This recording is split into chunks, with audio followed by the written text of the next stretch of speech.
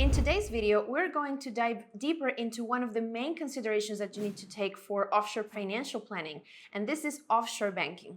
Offshore banking can offer a wide variety of benefits, from asset protection to diversification of your investment to facilitating your offshore operations. But with so many options available, where should you even start? Well, that's what we're going to discuss today. So if you're interested in how offshore banking can benefit you, then continue watching. Hi, my name is Natalia Rincon, and I'm a Research and Development Associate at Nomad Capitalist, where we specialize in helping 7- and 8-figure entrepreneurs diversify their assets, immigrate, seek tax benefits, and protect their finances. So one of the key considerations that you should take in order to achieve all of these goals is where you do your banking.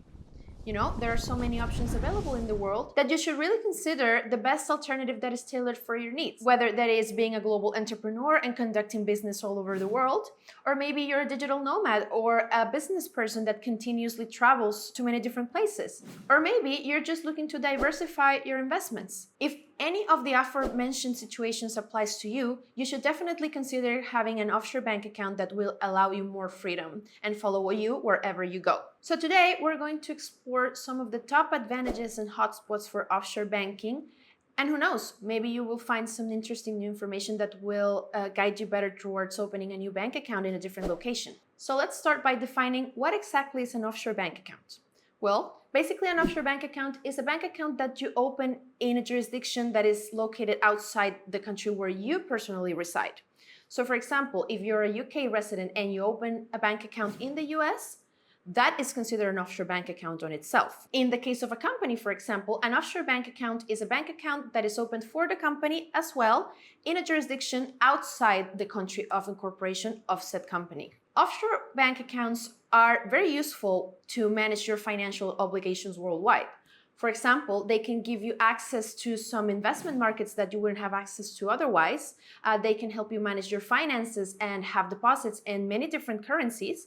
And they can facilitate payments with your international clients. If you are a global entrepreneur, having an offshore bank account is definitely a consideration that you should make. However, you should take into consideration also the potential risks that are associated with opening an offshore bank account depending on the jurisdiction and or your specific situation. And also, you should be mindful of the legal regulations that come with offshore banking. So today we're going to discuss some of them.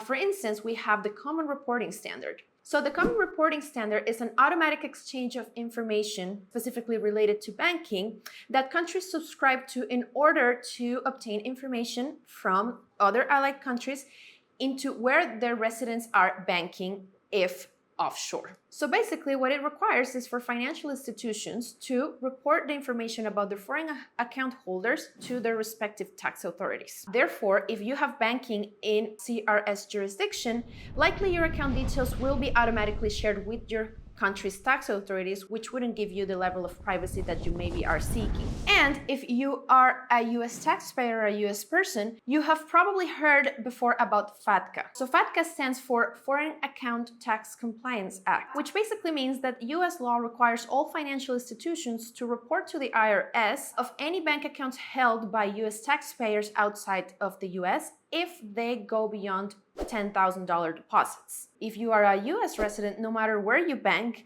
your bank will be required to report your information to the IRS. Hence why many banks are becoming more and more reluctant to open bank accounts for US persons. You should really take into consideration your personal residence in order to determine which banking option is best for you. Therefore, if you're a US resident, any bank account that you open offshore will be automatically reported to the IRS. Hence why many banks are more and more reluctant to open bank accounts for US persons, given the high penalties and sanctions involved in not complying to these regulations. So aside from legal considerations, what other key considerations should you be taking into account when you're choosing a location for your offshore bank account? Well, for instance, you should consider the economical and political stability of the jurisdiction where you are banking. So of course, if the country has more of a stable political and economic situation, it will likely increase the security of your bank deposits overall and the reputation of the bank that you will do business through. Also, a key consideration to make is whether the bank account can be opened remotely. whether this is done by you or by granting a power of attorney to an authorized agent that can open up the account on your behalf so that you don't need to visit the country. This is becoming less and less common, with most banks in most countries requiring at least one in-person visit to the bank in order to open the bank account, but there's still some remote options available if you know where to look. Moving forward, you should ensure that the bank provides internet banking facilities. What this means basically is that the bank has a strong platform to manage your finances and banking from anywhere in the world from the touch of an app. This is very important if you are a digital nomad and if you are constantly traveling and you're looking to manage everything and have real-time information wherever you go. Something else that you should check is definitely the minimum initial deposit. So for all the considerations that I have mentioned to you, if they are available to you, likely this will come at a higher minimum initial deposit, especially in the safest jurisdictions. And last but not least, you should consider the institutional quality of the bank itself, whether it has a good reputation, whether it has maintained stable finances throughout the years, and overall if it's effective to conduct business with. So what are some of the best countries for offshore banking? Well, there are a wide variety of options, but we'll start out with Switzerland. Switzerland, as many of you will probably already know, is well known for its robust economical and political stability. So it is pretty much a very secure location for offshore banking. Furthermore, Swiss banks are very well renowned for their strict confidentiality laws.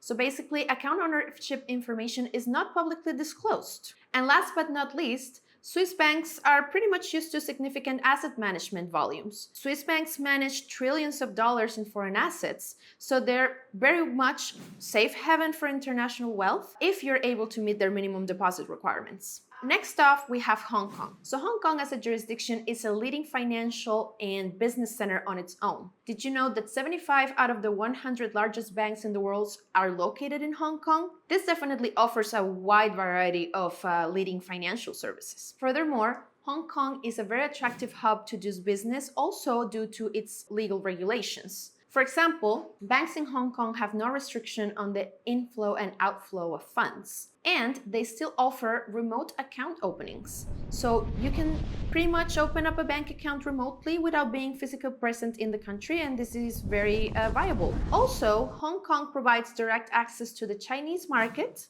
and it has a very much efficient legal system that can also provide very interesting tax incentives. Now, let's focus on the Caribbean and talk about the Cayman Islands as a banking hub. The Cayman Islands is a well-renowned tax haven with lots of political stability. So they offer a stable environment for banking while also allowing remote bank account opening. Cayman Islands banks usually allow for the free transfer of pretty much any currency in the world. And also they offer a high degree of privacy and confidentiality regarding the client's information. Now let's talk about Georgia.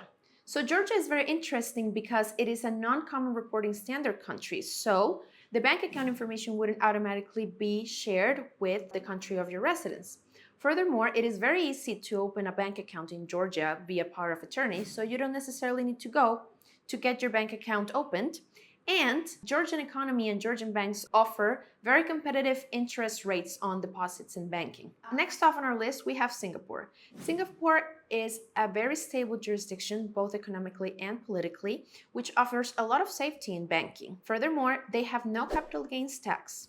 However, you should take into consideration that remote bank account opening may not be as easy, and usually you will be required to visit the bank at least once to get your account opened. And lastly, we have the US as our honorable mention of the day. This is because the US is also not adhered to the common reporting standard. So if you're not a US person, banking in the US could be pretty attractive to you as well. Some may tell you that you need a tax ID, for example, to open a bank account, but this isn't always the truth. It may definitely facilitate the process, but it is not a requirement. Sometimes you can even get a bank account opened remotely if you know the right people and the right banks to go. This is why here in Nomad Capitalist, we specialize in tailoring the best solutions, not only for your banking needs, but for your immigration, tax, and investment needs as well. And we create a holistic and tailored plan to your specific situation so that you can go where you're treated best. If you want to find out more about how we can help you achieve all of these goals, go to nomadcapitalist.com to become a client. Follow our social media and continue watching our R&D and main YouTube channel videos.